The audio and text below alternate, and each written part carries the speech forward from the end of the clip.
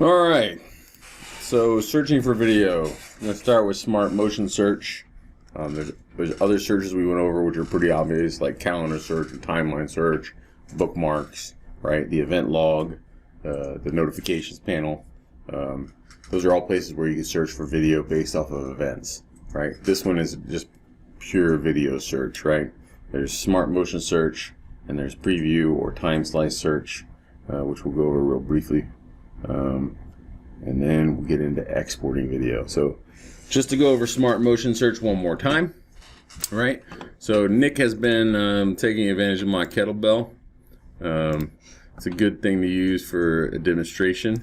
So in 4.0, there's some really nice motion search tools that are built into the notifications panel. So you've got motion here. You can set up a time period that you want to look at motion, right? Real quick thumb through. You can even select a specific area, right? So let's go here. As soon as I get into the motion, what you'll notice is all the cameras on the UI, whatever cameras are there, whatever streams are there, right? Nick, you look thrilled in that. It's coming in weird because you got it recording at the same time. So I got all these cameras here. As soon as I switch the motion, they all switch to motion search mode. You notice that? So when you go into motion search mode, the motion icon is going to be enabled. You're going to see this kind of grid, and you'll see motion in it as motion occurs, right? So Nick, you were just, I've got it set up on that camera only in that environment, so that's why it's doing that. So if I go here, right, and I look at the fisheye camera, and let's say I want to look at motion for today, so I'll go to the calendar and just look at today, right, from midnight last night till now, and I go look at just these pixels, right, and you'll see the timeline has updated in red wherever these pixels, wherever motion has been detected in these pixels. And then when you go through and you actually search for those things, right, when you start to play it, what you'll see is the timeline will skip from one motion event to the next. So it'll play back to me motion in those pixels specific to those pixels, right? If I've got multiple cameras on the view, it's going to keep them synchronized as long as I have sync here selected, right? If I don't want them synchronized and I want to play back different video for a different reason, let's say I want to have one live, one recorded, I can unsync them with that synchronized button. And anytime I can jump to live as well down here by clicking on the live. Thumbnails is something that we haven't really gone over, but it's built in, so you can either drag up from the bottom to pull in thumbnails, and you can resize them to get smaller or bigger thumbnails, right? Or you can click on the thumbnail icon here to hide and show thumbnails. So that's Smart Motion Search. Pretty cool. You can actually search, yeah, really quickly with it. It's one of these features that when we first came out with, people were asking us to add spinning dialogues to make it last longer. But our interest is in the speed for the user. So we never kind of agreed to do that. It was a terrible idea to us, right?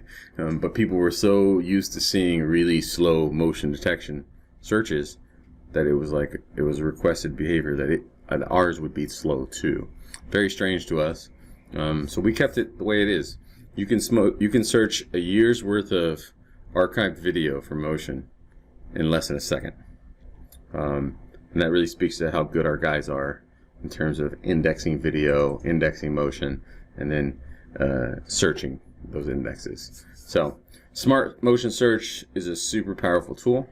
Real briefly, since we're on search, we went over this before, but Time Slice Search allows you to look for specific actions, right? So if you pull up that DW fisheye, and let's say I go over like the course of all the recording, right? And I want to notice when did that kettlebell get moved there, right? Well, I can go here and I can click down here and go to Preview Search. It's going to break it up, right? So no kettlebell, kettlebell, kettlebell, kettlebell, kettlebell, kettlebell, no kettlebell, right? So sometime between these two, the kettlebell appeared, right? So if I click here and go to Preview Search again, right, down here, so you see when I click on one of these segments, the timeline will update and show me which segment I'm looking at. So if I click there and I do Preview Search again, right, then I could see kettlebell, kettlebell, kettlebell, kettlebell, no kettlebell, no kettlebell, no kettlebell. So between here and here now, right? So if I click here and I do it again, Preview Search, then I should see this these two, between these two now, the kettlebell has appeared. If I do it again, right? Check this one. You can see that Nick put the kettlebell there yesterday, right? Or at 6:30 p.m., right?